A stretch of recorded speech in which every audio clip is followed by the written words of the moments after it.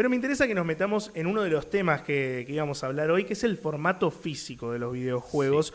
Uno, quizás la música, los videojuegos, el cine, cuando uno pensaba los formatos físicos, en un principio eran por una cuestión de distribución. O sea, vos querías acceder, distribución y accesibilidad. Vos querías acceder a un videojuego, lo tenías que ir a comprar, lo tenías que tener físico, lo ponías en la consola y eso termina pasando. Hoy que los videojuegos son en su mayoría digitales y que esa posibilidad está latente y que en todas las plataformas podés jugar de manera digital, ¿por qué alguien compraría un juego físico? Bueno, yo creo que vos mencionaste un poco la música, mencionaste un poco lo que las otras industrias del entretenimiento han tenido como desafío a la hora de dar la pelea entre si formato físico o formato digital. La industria de los videojuegos tiene sus propias complicaciones y particularidades en cuanto a que el formato físico no fue desplazado por el streaming, como sí le pasó muy claramente a la música o al cine o a las series, donde, nada, lo puedo ver en streaming, ya está, ¿para qué voy a tener formato físico? No, acá el consumidor tiene que tomar una decisión de si lo quiere digital o físico, porque en la mayoría de los casos, o lo más normalmente, sale lo mismo. El juego digital o el juego físico, sobre todo en mercados un poco más amplios como Estados Unidos o Japón o Europa. Eh, entonces pasa más por si el objeto físico tiene valor. O si para vos es una cuestión de comodidad, decir, no, para mí no tiene, el formato físico no tiene valor, yo prefiero tener todo rápido, lo bajo, lo tengo siempre descargado y ya está, y no me ocupa espacio, y no tengo que ir a buscar para comprarlo, no tengo que cambiar el cartucho o el CD cada vez que quiero cambiar de juego, pero para mucha gente tiene valor, y como sale lo mismo, y como sigue arraigado el objeto físico y sigue arraigado muchas veces en el mismo soporte, no es que tuvimos que volver a los vinilos para darle revalorización al formato físico, no pierde, como sí pasó en la música, como sí pasó en el cine, el valor, el objeto físico, ¿no? Bueno, ahí me iba a meter un poco, vamos a sacar dos puntas de esto que decías de la transformación que vivieron las otras industrias y ese traspaso quizás del formato físico a digital, el regreso del físico y todo lo que pasó alrededor de eso, teniendo hoy por hoy el ejemplo de que el 50% de la música que se paga hoy en día es física y es en vinilo, un formato que volvió, Sí. y teniendo en cuenta que las películas están quizás encontrando en los Steelbook un formato coleccionista que mucha gente compra, ¿vos creés que los videojuegos vieron de afuera, digamos, esa crisis física y capaz nunca la van a transitar? Yo creo que la están transitando, pero de una manera diferente, porque, y no por agregar más, si querés, ramas a la discusión, pero las tiene, hay también una cuestión de la tecnología. El videojuego es la tecnología, es el producto de consumo cultural que más le exige al formato físico estar al día con la tecnología. Porque lo necesita, porque los juegos pesan cada vez más, porque los juegos necesitan cada vez más velocidad de respuesta del formato físico para poder funcionar. Y en ese sentido, creo que se empiezan a disputar otras cosas sobre el formato, ¿no? Sí, y ahí algo que también se me ocurre preguntarte, más allá de la velocidad y de todas estas cuestiones técnicas que tiene el formato físico, es también retrotrayendo un poco a lo que decías vos antes, ¿no? El streaming fue un poco quizás el Sí. culpable de que las películas, por ejemplo, dejen de ser físicas, porque obviamente la comodidad de pagar una suscripción y tener un catálogo inmenso es incomparable con tener que comprar película por película.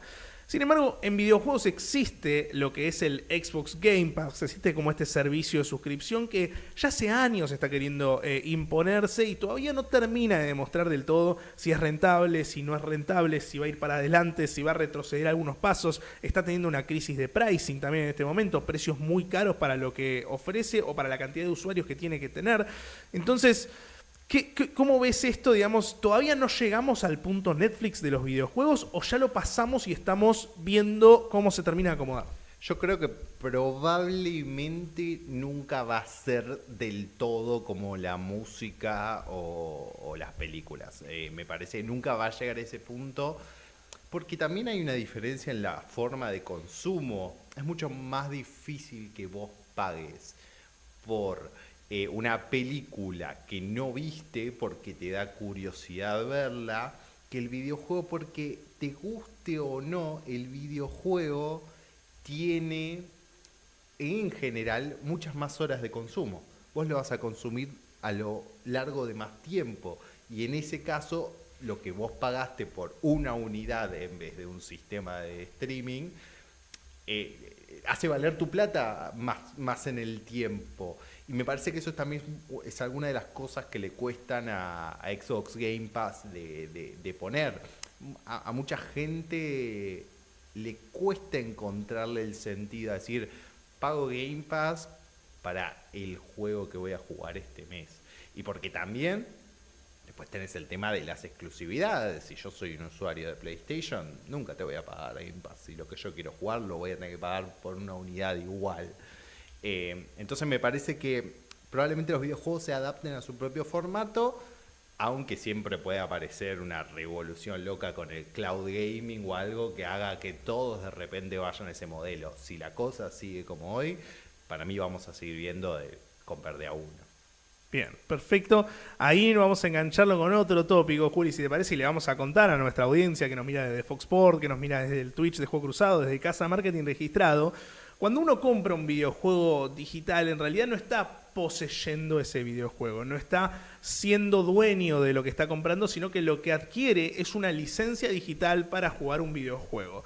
Y eso muchas veces lo que sucede es que es un riesgo para el consumidor, porque vos estás comprando algo que si la empresa en algún momento dice, che, yo lo doy de baja, te lo puede dar de baja, no lo jugás nunca más, no tenés acceso, entonces es como una ilusión de comprar algo que en realidad nunca termina de ser tuyo, a diferencia de los juegos físicos que sí son tuyos y que sí terminan teniendo algo de propiedad. Antes de meter en el cambio que está teniendo esto en la industria, quería preguntarte si eso tiene un peso, tiene un valor el tema de ser dueño de un videojuego. Yo creo que para mucha gente sí, y también creo que es parte de una discusión más grande y que los videojuegos o la industria de los videojuegos tiene que entender que es parte del escenario. Y me refiero al mundo en general de las compras digitales. Me refiero hemos visto peleas, sobre todo en la Unión Europea, que suele ser los más progresistas, si se quiere, en cuanto a las leyes a favor de los consumidores, en decir, en pararle el carro a las compañías o las tiendas de venta digital, decirle, no, si vos vendés algo, lo que vendés tiene que ser de la persona que lo compró, aunque sea un bien digital. En ese sentido me parece que los videojuegos tienen que entender que son parte de ese escenario, que van a ser parte de esa pelea que seguramente recién esté arrancando, porque cada vez probablemente vamos a ser más propietarios de los bienes digitales antes que los bienes físicos. Entonces me parece que hay un valor para el jugador en decir, tipo, yo quiero la cosa y que la cosa esté en el formato físico, quiero que sea mío, quiero sentir el valor de propiedad, quiero que mis recuerdos asociados a jugar ese juego estén en el objeto, o tener la posibilidad de decir, lo quiero vender el día de mañana, lo quiero prestar el día de mañana, y tener esa posibilidad por un lado, y por el otro entender que son parte de este escenario más grande donde van a ser parte de la pelea. Y ahí me meto con cuántos temas que atraviesan lo que es algo simple como comprar un videojuego, ¿no? Que mucha gente capaz lo piensa del otro lado y dice, che, nunca me puse a pensar en lo que significa tener algo físico, comprar algo físico. Pasa en todas las industrias. Recuerdo, por ejemplo, vamos a hablar de la música, Dave Grohl, baterista, cantante de Foo Fighters, que ha dicho, tener el disco físico, poder tocar la tapa, leer las letras mientras estás escuchando, es otra experiencia. Christopher Nolan, director de cine también, ¿no? Tener ahí, poder ver la portada de la película, poder ver los extra, tener ese material adicional. Hay una cuestión de adueñarse de una obra y de darle quizás una entidad en tu vida y un espacio personal. Y eso hoy está un poco en crisis en videojuegos, y acá me meto, Juli, con otro tópico que tenemos, que es la llegada de lo que se conoce como Game Key Disc o Game Key Card, en el caso de Nintendo, que son estas tarjetas, estos discos llaves. Estos nombres tienen que ver con que el disco o el videojuego físico en cuestión no viene dentro del formato físico, sino que es solo una excusa para terminar descargando algo digital. Hay mucho revuelo en internet por esto. ¿Por qué se da? Porque es medio una trampa en algún punto. Es una forma... A ver, a la industria de los videojuegos claramente no les favorece el formato físico. En general a todas estas industrias no les favorecen, a menos que le encuentren la vuelta a que es son tandas chicas, se hacen on demand, le encuentran una vuelta con alguna otra empresa. En general la industria grande le resulta un gasto de plata, le resulta un gasto de manufacturación, y entonces hoy en día Nintendo le encontró un poco esta solución, ¿no? Le encontró decir, tipo, mira, no todos los juegos van a poder ser físicos, y a los que no sean físicos, por si vos querés que esté el objeto al que vos le vas a poner esa carga emocional, o después lo querés vender, o después lo querés prestar, te hacemos esto que parece un juego físico, pero es un juego digital. Y sigue siendo una trampa. Entiendo que puede ser una solución. Me parece que hay algunas condiciones que no están dadas para eso todavía. Me parece que en principio el que consume juegos físicos te mira y te dice, yo me doy cuenta, no soy tonto, me doy cuenta que esto no es el juego físico. Yo ahí me quiero meter, porque podríamos ponernos súper técnicos, hay un montón de tópicos para tocar respecto a lo que son las Game Kickers, las capacidades, la industria, lo que salen. Hay muchos tópicos para tocar que podríamos estar hablando, pero vos, ¿qué sentís? Porque tener un juego, una Game Keycard, es un poco la ilusión de que tenés algo. Y vos el peso sentimental se lo podés dar igual. O sea, vos el juego físico lo tenés, lo comprás, lo podés sacar de la biblioteca, podés decir, che, mira, acá ya tengo Super Mario Bros. Odyssey, está buenísimo. El juego no está dentro, pero lo físico existe. Sigue estando. ¿Vos decís que eso va a pesar más o va a pesar más a la larga? Si no está el juego físico, no vale la pena el formato. A mí me parece que es súper subjetivo. Yo, por lo menos en lo personal, no siento tanto el cambio porque no soy un obsesivo del formato físico. Depende mucho de la comodidad, depende mucho del juego. También hay una realidad argentina que depende mucho el precio, porque no siempre coincide el precio digital con el precio físico, o la posibilidad de que sea un juego que querés revender y así tener la posibilidad de comprar otro. Es un escenario completamente distinto.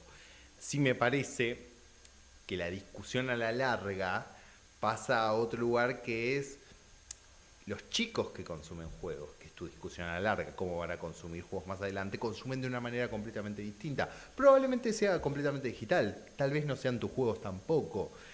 Entonces, cuando vos le hablas del formato físico, le hablas a un tipo de jugador que vivió comprando formato físico. Y para mí ese es el más difícil de convencer.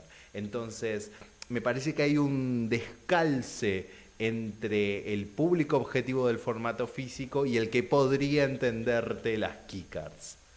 Bien, ahí hay algo también con respecto a las nuevas generaciones y cómo podrían llegar a consumir. Algo que está pasando mucho en la música, por ejemplo, y en menor medida creo que se empieza a ver también en las películas, es, claro, como decíamos antes, como el formato físico era accesibilidad y distribución, todas las películas buscaban un poco ser físicas, ¿no? Todos los discos, los CDs de las bandas buscaban ser físicos.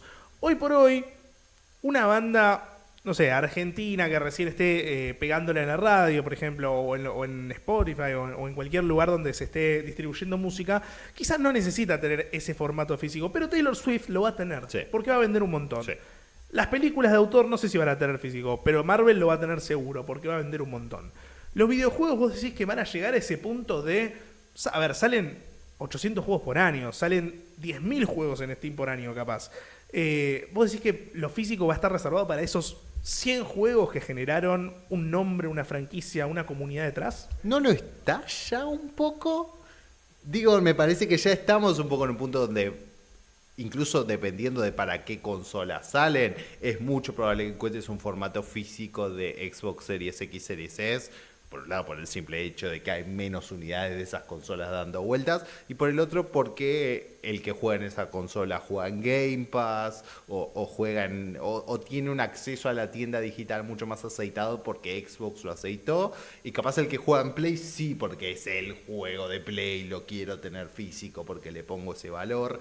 Los juegos de Nintendo sí creo que tienen que ver más con la relación que Nintendo hizo con los third parties, con los indies, y hay un poco ahí el más del culto al coleccionismo que está un poco más relacionado a Nintendo en ese sentido. Creo que probablemente vayamos a un mundo donde cada vez son menos los formatos físicos y son más reservados.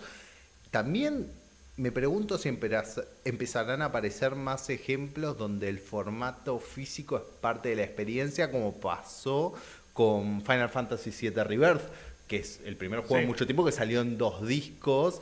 Y hay algo ahí que a veces pasa con las películas también o con los discos de decir, esto está creado para este formato, para que vos pases de un disco al otro. Entonces me pregunto si en la resignificación del formato físico como algo de valor que está desapareciendo, no empezarán a aparecer más gente que tiene algo de autor. Ponele un Hideo Kojima, no digo que sea él, Sí. pero podría ser él que diga, no, che, cómprenlo en físico porque van a encontrar un sentido que le doy al juego en ese formato, ¿no? Me gusta esa take para cerrar entonces. El formato físico de videojuegos, lo que está pasando, lo que va a pasar